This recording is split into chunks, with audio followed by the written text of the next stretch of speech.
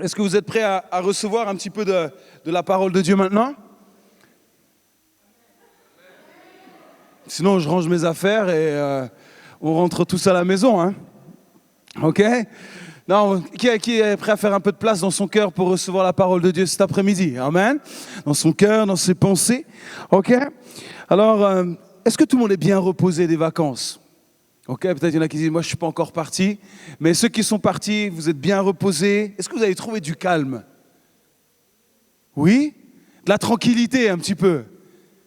Peut-être c'est pas ça que vous cherchez pendant les vacances. En tout cas, moi je sais quand je vais en vacances, je cherche à avoir de la tranquillité, du calme. Est-ce que vous êtes prêts à accomplir de nouvelles choses, de nouveaux exploits avec notre Seigneur, avec notre Dieu? Amen. Alors j'en suppose que vous êtes plein de vigueur, vous êtes robuste.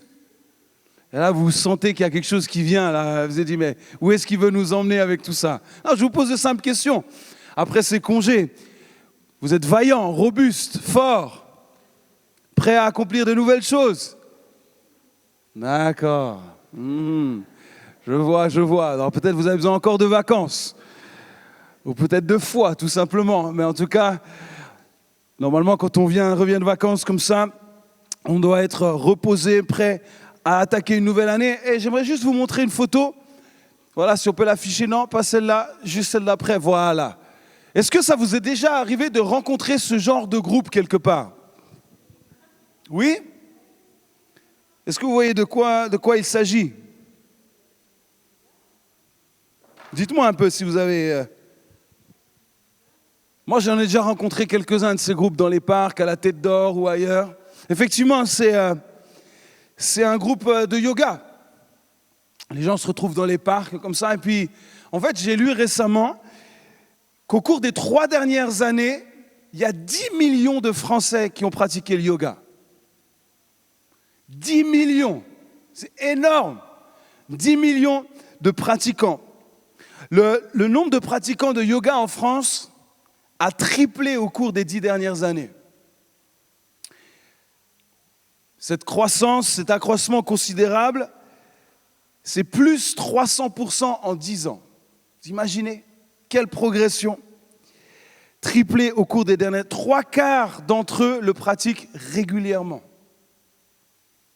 Donc plus de 7 millions de pratiquants réguliers du yoga en France.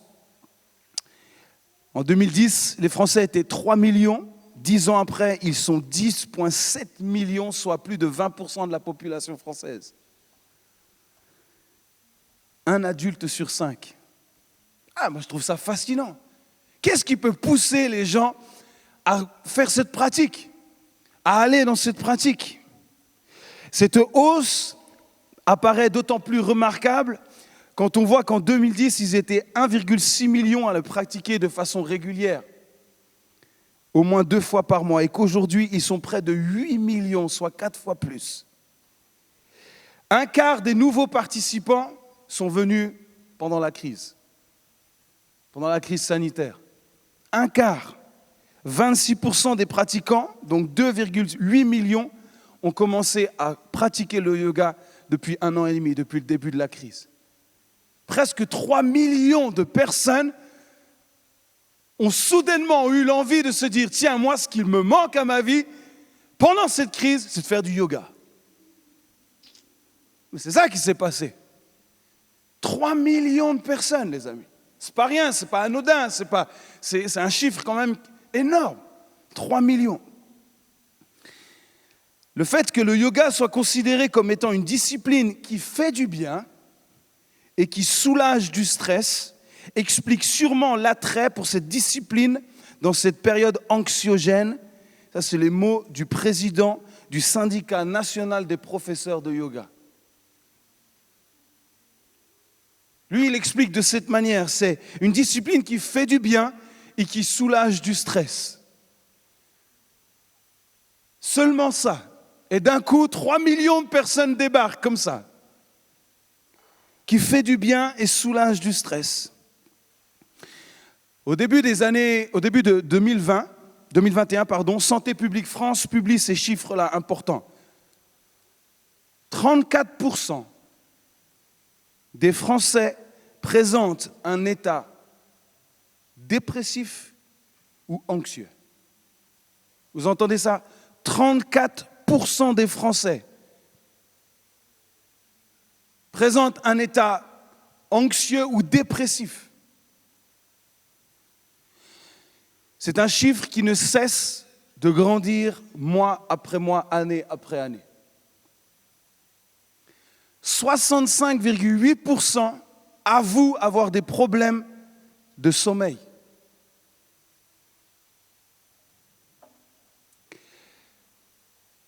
« 8% reconnaissent avoir des pensées suicidaires. 8%. Vous entendez 8% ce que ça représente? 8%. Ma question, c'est si on faisait les mêmes statistiques aujourd'hui, ici, dans ce lieu, est-ce que les pourcentages seraient réellement différents? Moi, ça m'intrigue, ces chiffres. Comment c'est possible que 3 millions de personnes, pendant une crise, se tournent vers une discipline qu'ils ne connaissaient pas et soudainement, ils se sont dit, tiens, je vais me tourner vers le yoga. Parce que je suis stressé et ça va me faire du bien. C'est forcément parce que quelqu'un leur a dit que ça faisait du bien, n'est-ce pas? C'est quelqu'un qui leur a témoigné que le yoga, je me sens mieux après. Donc les gens disent, ah tu te sens mieux, alors je vais y aller moi aussi. Et puis là, ce n'est pas juste quelques centaines, c'est 3 millions de personnes qui se sont dit, tiens, on va commencer nous aussi dans cette période.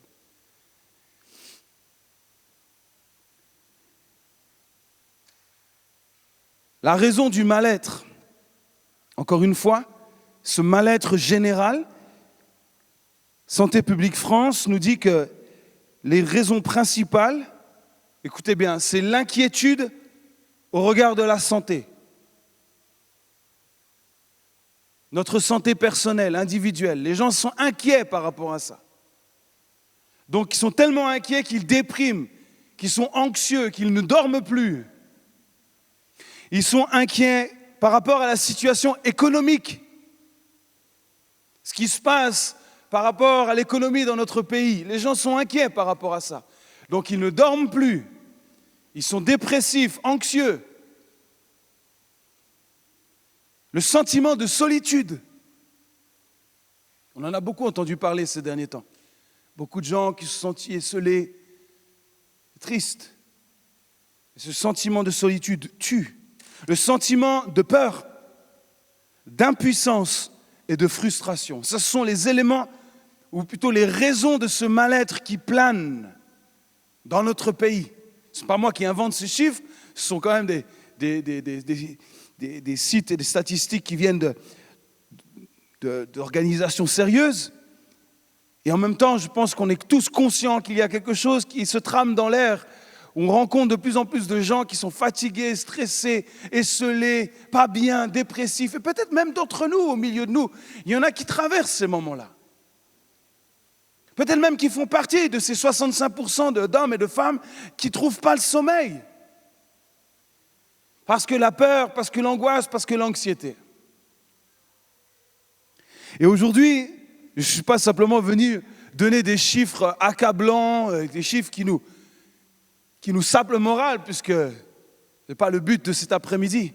Au contraire, mais je suis venu apporter une autre solution que celle que le yoga peut présenter. On ne va pas débattre si le yoga c'est bon ou c'est pas bon, s'il faut le pratiquer en tant que chrétien ou non. Mais je sais une chose, c'est que Dieu a tout pourvu. Et il n'y a pas besoin d'aller voir autre chose que lui pour régler certains problèmes. Et surtout pas des problèmes de mal-être intérieur, et surtout pas des problèmes, je dirais, qui nous emmènent dans l'angoisse ou dans l'anxiété. Dieu a tout prévu. Mais je sais une chose en regardant ces chiffres, c'est que les gens sont désespérés de trouver une solution à leurs problèmes. Ils n'en peuvent plus de leurs problèmes, de ce stress, de ce mal-être. Et peut-être c'est ton cas cet après-midi. Tu n'en peux plus de cette angoisse, de cette peur. Et c'est exactement pour ça que cet après-midi, j'ai beaucoup de joie à te présenter l'évangile de Jésus-Christ. Te parler de ce que ce Jésus-Christ a prévu pour toi. Et dans Ésaïe, chapitre 30, verset 15, récemment ce texte m'a interpellé. Il est dit que c'est dans la tranquillité et le repos que sera votre salut. C'est pas grave, je vous en voudrais pas pour celle-ci. C'est dans la tranquillité et le repos que sera votre salut. Ok? Et puis il y a un deuxième qui arrive comme ça, c'est dans le calme et la confiance que sera votre, vous pouvez le dire maintenant, que sera votre force. Vous voyez dans ces deux phrases, tous ces mots qui résonnent fort aujourd'hui. La tranquillité. C'est pour ça que je vous ai posé la question, comment vous aviez vécu vos vacances. La tranquillité, le repos, le calme, la confiance sera votre force. Le calme, au calme. Je souris. C'est plutôt les jeunes là qui peut-être vont se retrouver dans ce que je vais dire. Au calme, vous savez, ces 4 lettres qu'on met dans un texto. Vous voyez? Au KLM, ça vous, les jeunes, ok? Et puis je discutais avec ma femme il y a quelques semaines, puis... Hein? Non, ben, c'est pas grave, chérie, il faut que tu assumes les choses. Et puis en fait, elle découvrait qu'au KLM, ça voulait dire au calme. Puis je lui dis, mais pourquoi tu croyais que ça voulait dire quoi? Elle me dit, mais je sais pas, moi, ok les mecs. J'ai dit, voyons, on en apprend tous les jours. On en apprend tous les jours. Hein? Ouais, je sais. Je croyais vraiment que c'était ça. Non, ça veut dire au calme. Ok, on en a même fait une abréviation. Au calme, au calme. Tout le monde cherche à être au calme. La parole de Dieu dit, c'est dans le calme et la confiance que sera votre force. Quel texte, quel verset important. On voit dans ce verset qu'on vient de lire qu'il y a 2 étapes. La première, c'est le salut qui vient de la tranquillité et du repos. Je ne veux pas trop m'attarder là-dessus, mais juste faire une petite parenthèse quand même, parce que c'est important de comprendre ça. C'est dans la tranquillité et le repos que vient le salut. Ce que le prophète est en train de nous rappeler ici, c'est que nous n'obtenons aucun salut par nos propres efforts. Ce n'est pas en nous bataillant nous-mêmes, ce n'est pas nous en faisant les choses de nous-mêmes, ce n'est pas en nous fatiguant nous-mêmes que nous allons obtenir quoi que ce soit qui pourrait sauver notre âme, sauver notre vie pour l'éternité. En aucun cas, c'est ce que je fais aujourd'hui. Non. C'est dans la tranquillité et le repos. Mais ça veut dire quoi ça? En fait, la tranquillité et le repos que nous obtenons, c'est quand nous réalisons ce que Christ a fait pour nous. Il a déjà tout payé pour nous. Et ça tranquillise et ça te permet d'être dans le repos, de dire, mais moi je n'ai rien à faire, j'ai tout reçu de lui. Ça, c'est l'œuvre du salut. Ça vient déjà mettre la tranquillité et le repos dans ton âme, dans ton cœur. Il y a un apaisement qui vient au moment où le salut s'installe dans ta vie. Pourquoi? Parce que ce n'est pas quelque chose que tu fais par tes propres forces, mais c'est un cadeau que Dieu te donne. Car il t'a tant aimé, il t'a donné son Fils Jésus-Christ. Nous ne méritions rien, tout est grâce. Amen. Nous ne sommes en aucun cas sauvés par ce que nous pouvons produire aujourd'hui. Nous sommes sauvés par la foi dans ce que Christ a tout accompli pour chacun d'entre nous et pour l'humanité il y a 2000 ans sur une croix. Amen. Et c'est ça qui emmène cette tranquillité, ce repos. Ce n'est pas parce que je suis bon, parce que je suis intelligent, parce que je suis fort, parce que je suis doué, parce que je suis quelqu'un qui fait des bonnes œuvres ou quelqu'un qui donne beaucoup de son temps ou beaucoup de son argent que je vais obtenir quelque chose. Non. Je suis tranquille et je suis dans le repos parce que je sais, je crois que j'ai un sauveur qui lui a tout payé pour moi et qui fait qu'aujourd'hui mon âme est sauvée. Amen. Le salut vient de l'acte parfait pour nous qui a été accompli à la croix. J'aimerais vous dire, on ne s'acharne pas pour être sauvé. Ce n'est pas un acharnement, c'est un don que l'on reçoit. C'est un don dont on se saisit par la foi. C'est à moi, je le prends pour moi. Christ est mort pour moi.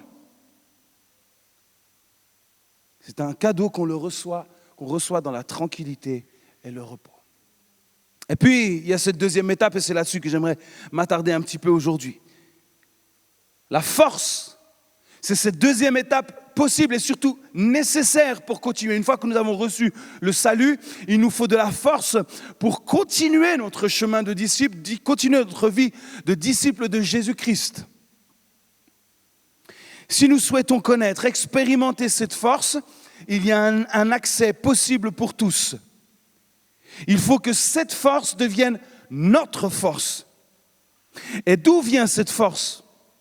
Le texte nous le dit, c'est dans le calme et la confiance que se trouve cette force.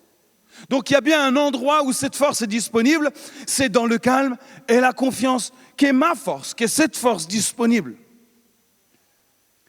Peut-être qu'aujourd'hui vous vous sentez en pleine forme, vous êtes reposé, vous avez les batteries rechargées à bloc, vous rentrez de vacances, vous vous sentez en forme, pleine forme. Peut-être c'est complètement l'opposé, vous êtes fatigué, déprimé, anxieux. Mais cette force dont il nous est parlé ici dépasse ce contexte, ce cadre-là des limites humaines. Ce n'est pas de cette force-là dont il nous est parlé. C'est une force qu'on ne peut pas obtenir par une simple bonne gestion de notre vie. Ce n'est pas parce que je gère bien ma vie humainement que j'obtiens cette force-là. La définition de cette force, le mot force qui est donné ici, a une signification particulière. C'est pour ça que c'est important de creuser dans la signification de ces mots. Parce que nous, on pense force comme ça, force physique, peut-être force mentale, peut-être force émotionnelle. Mais là, il nous est parlé de cette force. En hébreu, c'est le mot gebura, qui veut dire force, puissance, action puissante de Dieu. C'est dans le calme et la confiance que tu verras la puissance de Dieu dans ta vie. C'est dans le calme, la confiance, c'est dans la tranquillité et le repos que tu pourras accéder à cette puissance extraordinaire de Dieu. Cela veut dire aussi valeur, courage, bravoure, exploit, vigueur, robuste, héroïque, vaillance. Ce n'est pas quelque chose qui s'obtient d'une manière humaine. C'est divin. Notre force, la force à laquelle Dieu nous appelle, ou que cette force que Dieu veut nous donner, vient directement de lui. C'est lui, il est notre force. Et cette force, elle se trouve dans le calme et la confiance. Et on va voir qu'est-ce que cela veut dire, parce que moi, quand je lis ça, je veux comprendre. Alors si il y a une force qui est accessible comme ça, qui me rend vaillant, solide, robuste, qui me permet de vivre la puissance de Dieu, je veux aller à cet endroit où cette force est disponible. Ça vous dit qu'on voit où est-ce qu'elle est, cette force ? Parce que dans le calme et la confiance, qu'est-ce que ça veut dire réellement, ça ? Ça veut dire qu'il faut faire du yoga pour trouver cette puissance ? Il faut s'enfermer pendant 6 mois quelque part et ne voir plus jamais personne ? Et puis vous qui avez des familles et des enfants, les espaces de calme, ils sont difficiles à trouver. Donc ça veut dire que vous allez toujours être sans force ? Non, ça dépasse ce côté humain, cette recherche humaine. Et c'est cela que j'aimerais voir avec vous cet après-midi.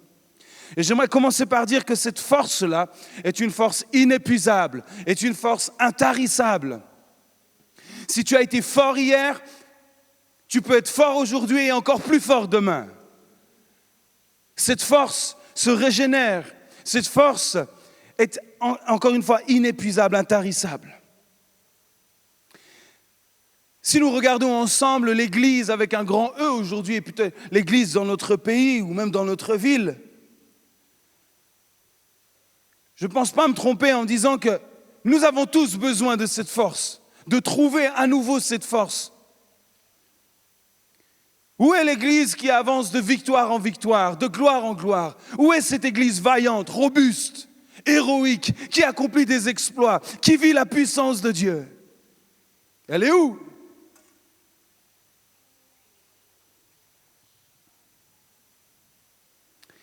Deux Chroniques, chapitre 32, versets 7 et 8, c'est la parole du roi Ézéchias avant d'entrer dans un temps de guerre. Écoutez ce qu'il dit. « Fortifiez-vous et ayez du courage. Ne craignez point et ne soyez point effrayés devant le roi d'Assyrie et devant toute la multitude qui est avec lui. Car avec nous, il y a plus qu'avec lui. Écoutez bien, avec lui, il y a un bras de chair. Et avec nous, l'Éternel, notre Dieu, qui nous aidera et qui combattra pour nous. Eux, ils ont un bras de chair. Mais nous, nous avons le bras de l'Éternel. Sur quel bras t'appuies-tu? Sur quel bras comptes-tu? Le bras de chair? Comme la plupart dans notre pays, ils s'appuient sur le bras de chair, sur la force humaine, sur la force de la raison, sur la force de l'humanisme, sur la force de la philosophie, sur la force de toutes sortes de pratiques, disciplines. Où vas-tu t'appuyer sur le bras de l'Éternel? Bras de chair ou l'Éternel? Le psaume 27, c'est le psalmiste David qui parle et dit, j'ai déjà donné ce verset il y a quelques semaines, si une armée se campait contre moi, imaginez une armée se camper autour de vous, qu'est-ce que dit David? Je me sauverai en courant et je fuirai. Non, qu'est-ce que dit David? Mon cœur n'aurait aucune crainte. Wow. Comment on peut prétendre au futur dire des choses comme ça? Si une armée se campait autour de moi, mon cœur aurait aucune crainte. D'où vient cette assurance? D'où vient cette confiance? D'où vient cette certitude? Et c'est pas fini. Il dit, si une guerre s'élevait contre moi, pas contre mon peuple, contre moi, juste moi, je rentrerai en guerre contre une armée, moi tout seul contre une armée. Écoutez ce que David dit. Je serai, malgré cela, rempli de crainte, rempli d'angoisse. Non, ça n'a pas l'air de trop vous déranger, ça, mais il serait rempli de confiance. Moi, personnellement, quand je lis ces textes, je me dis que j'ai besoin de connaître cette force. Parce que si une armée commençait à camper autour de moi, ou juste déjà quelques personnes autour de mon appartement, je pense que déjà, il se passerait quelque chose.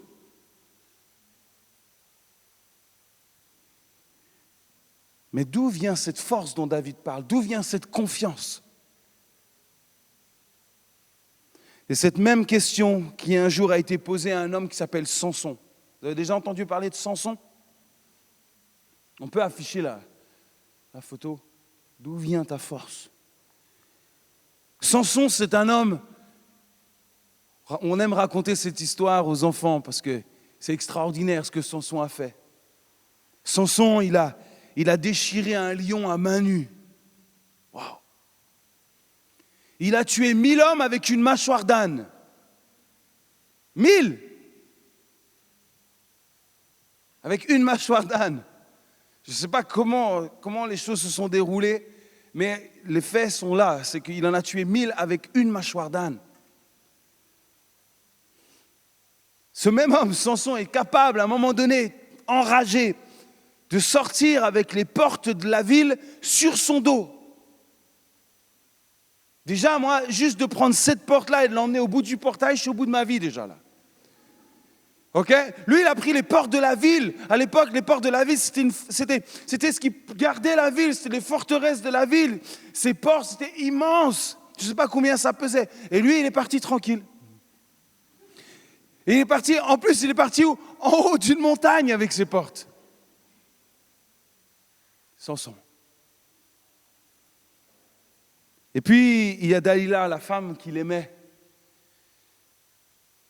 qui était très intriguée par toutes ces forces. D'où vient ta force? Et à un moment donné, elle dit, mais d'où vient ta force? D'où vient ta force? D'où vient ta grande force? D'où vient cette force que tu as? Moi, j'aimerais qu'un jour, quelqu'un vienne me poser cette question.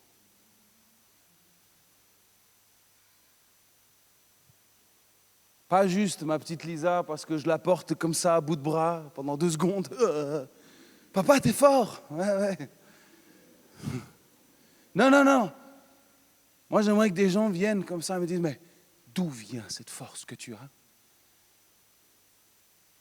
D'où vient cette confiance que tu as? Je veux connaître ton secret. Je veux savoir, dis-moi,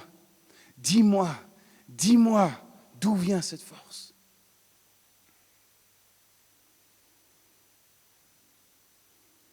Est-ce qu'on t'a déjà posé cette question ou non? D'où vient ta force? Ou peut-être on t'a posé, mais d'où vient cette angoisse que tu as? D'où vient cette peur? Pourquoi tu t'inquiètes? Peut-être plutôt ce genre de questions qu'on t'a posées jusqu'à aujourd'hui. Pourquoi tu as si peur de l'avenir? Pourquoi tu as si peur pour ta santé? Pourquoi tu as si peur pour ton travail? Pourquoi tu t'inquiètes pour ton lendemain? Peut-être ça, oui, on t'a posé ces questions-là. Mais je crois que ça peut changer. Je crois que ça peut changer pour tous. Et je souhaite que ça change pour nous tous. Et que le monde nous dise, mais d'où vient cette force que vous avez? Parce que moi aussi, je cherche la tranquillité et le calme et la confiance. D'où ça vient?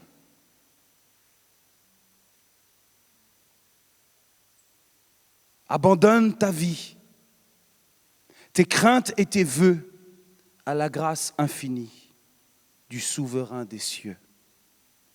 Lui qui trace la route au monde comme au vent, conduira sans nul doute le pas de ses enfants. Qu'il soit ton espérance au bon, au mauvais jour. Qu'il soit dans la souffrance ton unique secours. Dis-lui toutes tes peines, remets-lui tes douleurs. Il a brisé tes chaînes, il séchera tes pleurs. Espère, âme angoissée, espère en ton Sauveur. Il connaît ta pensée, il a lu dans ton cœur. Il est l'amour suprême, il est le vrai chemin. Viens à lui, car il t'aime. Viens, il te tend la main. À ta voix qui m'appelle, je répondrai, Seigneur, je veux, humble et fidèle, te consacrer mon cœur. Pour moi, plus de tristesse, je vivrai par la foi, en célébrant sans cesse le bonheur d'être à toi. Wow.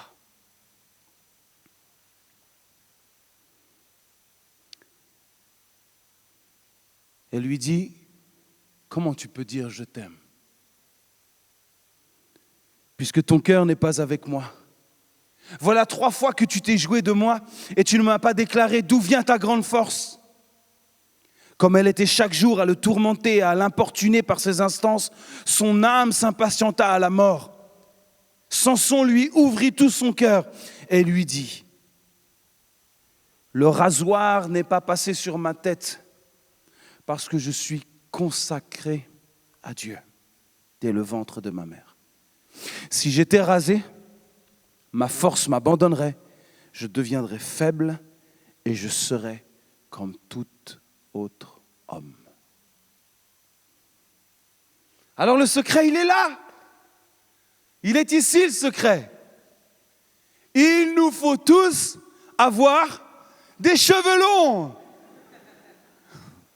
une longue barbe.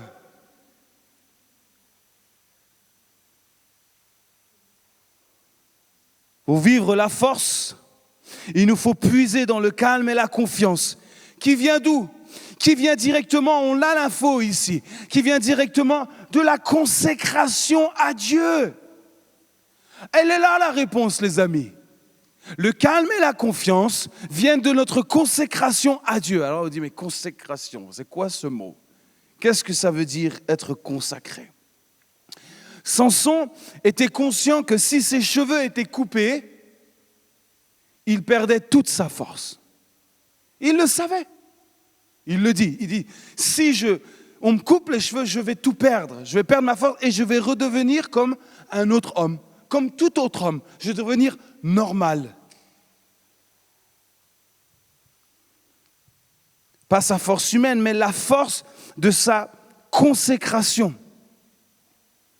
La force qui vient de ce calme et la confiance que Dieu est en nous. Il est véritablement présent avec nous. Il combat pour nous. Il est vivant en moi. Je suis en relation avec lui. Je lui ai donné ma vie. Je lui ai donné mon corps. Je lui ai donné mes pensées. Je lui ai tout donné.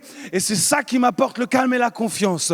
Parce que quand vient l'ennemi, je ne suis pas seul. Il est avec moi. C'est ça qui m'apporte le calme et la confiance. Quand les mauvaises nouvelles arrivent, je reste dans le calme et la confiance. Et cela me donne la force pour continuer et ne pas être écrasé par ces bonnes nouvelles, mais suffisamment de force pour surmonter ces mauvaises nouvelles et entrer et continuer sur le chemin de la victoire à laquelle Dieu m'appelle. C'est la force de ma consécration qui me permet d'aller puiser ma force. Il est ma force. Tout à l'heure, je ne vous ai pas lu juste le petit verset qui a suivi. La petite fin du verset. C'est dans la tranquillité, le repos que sera votre salut. C'est dans le calme et la confiance que sera votre force. Point. Mais vous ne l'avez pas voulu. C'est ça qui est écrit. Mais vous ne l'avez pas voulu. Personne ne dirait aujourd'hui, je refuse le calme, je refuse la tranquillité, je refuse la confiance. Personne ne dirait ça aujourd'hui. Mais combien sont ceux qui refusent de se consacrer à Dieu? Ça, oui, beaucoup refusent. Ils préfèrent la force humaine, le bras humain, mais ils ne préfèrent pas saisir la main de l'Éternel. Vous ne l'avez pas voulu. Alors peut-être tu dis, mais moi je ne savais pas. Mais aujourd'hui tu ne pourras plus dire que tu ne savais plus. C'est pour ça qu'on annonce l'évangile. C'est pour ça qu'on annonce cette bonne nouvelle. Pour que le monde sache que c'est possible de trouver le calme et la confiance qui vient dans notre don à Dieu. En fait, c'est de lui consacrer, de lui donner notre vie, de dire, mais voici ma vie, elle est à toi. Fais-en ce que tu désires, ce que tu veux. C'est ça la consécration. C'est dire, je te confie ma vie, je te donne ma vie. Et là, il y a le calme et la confiance qui se trouve, et il y a cette force qui vient de cette foi, de cette intimité qui commence avec Dieu.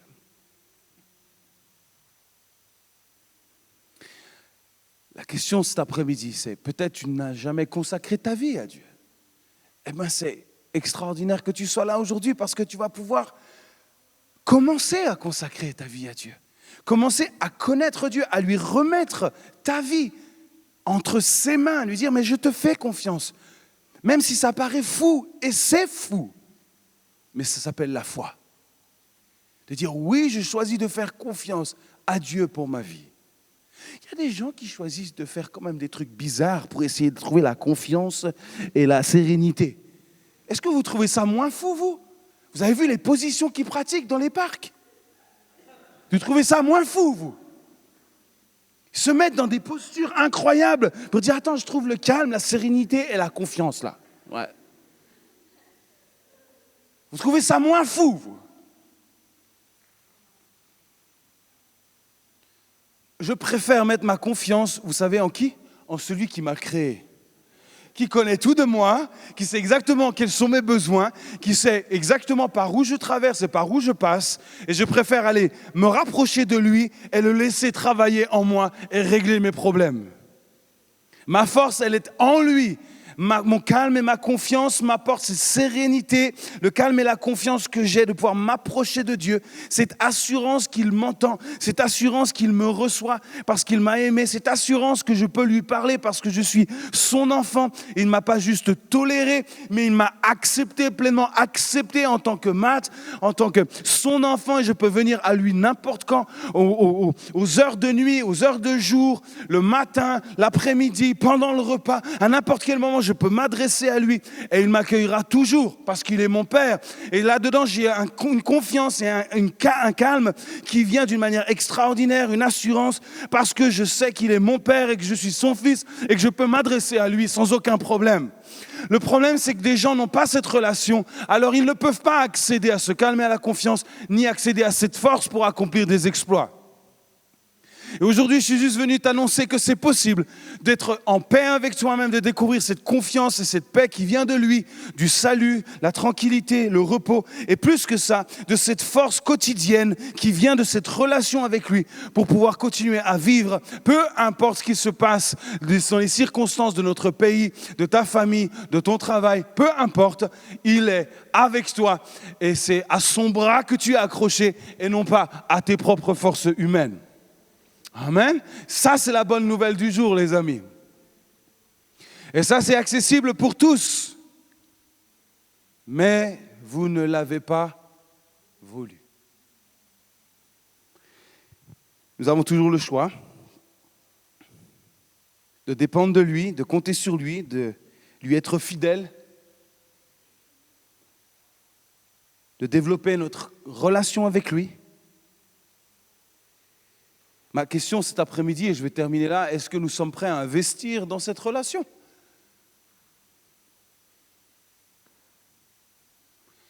Encore une fois, on le veut ou on ne le veut pas. Et même vous qui peut-être êtes chrétien depuis longtemps, est-ce que vous continuez à investir dans cette relation ? Il y a parfois des chrétiens qui sont chrétiens, effectivement, qui ont vécu le salut il y a 10 ans, 15 ans, 20 ans, mais ils ne connaissent plus ou pas suffisamment cette force, cette calme et la confiance qui vient de cette relation personnelle avec Dieu et qui te permet de traverser les épreuves, le temps, les époques et les différentes saisons de la vie, parce qu'il y en a. Et personne n'est épargné par cela. Et nous devons, plus nous avançons dans la vie, plus nous avons l'opportunité de développer cette relation et d'investir dans cette relation avec Dieu. 10 millions, pensez à ce chiffre, 10 millions de personnes dans notre pays pratiquent des positions bizarroïdes pour chercher le calme et la confiance. Parce qu'il y a un mal-être, parce qu'ils ont besoin de quelque chose d'autre, parce qu'il y a besoin de...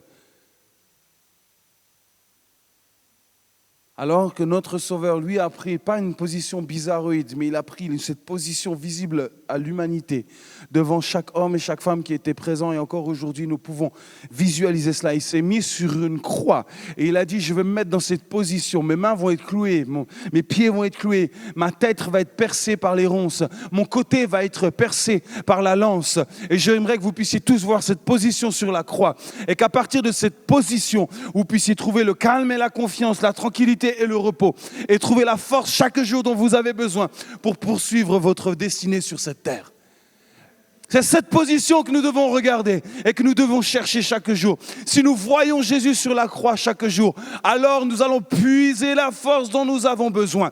Souvent, c'est que nous ne regardons plus à cette croix, nous regardons à nos forces ou à nos faiblesses, nous regardons ce que nous pouvons accomplir par nous-mêmes, ou plutôt ce que les autres pourraient faire pour nous. Mais Jésus nous rappelle, j'ai tout accompli, j'ai tout fait pour vous. Vous n'avez plus rien à faire. La seule chose que vous avez à faire, c'est de vous approcher de moi et de venir puiser à cette source intarissable que je suis. Je suis le chemin, la vérité et la vie. Je suis cette source d'eau vive. Je suis cet amour qui ne tarit jamais. Venez à moi, je suis la source. Je suis la source. Ces paroles qu'il donnera à la Samaritaine dans Jean chapitre 4. Si tu savais qui j'étais, c'est toi qui me demanderais à boire. Si tu savais qui j'étais, est-ce que tu sais réellement qui est Jésus ? Parce que si tu savais réellement qui était Jésus, alors tu irais puiser le calme et la confiance qui viennent de cette relation avec lui et cette force qui t'accompagnerait. Nous avons tous besoin de connaître davantage qui est Jésus-Christ, moi inclus. C'est pour ça que j'investis dans cette relation, j'investis dans mon intimité personnelle, j'investis dans les temps que je prends avec lui, j'investis. C'est un investissement pour ta propre vie.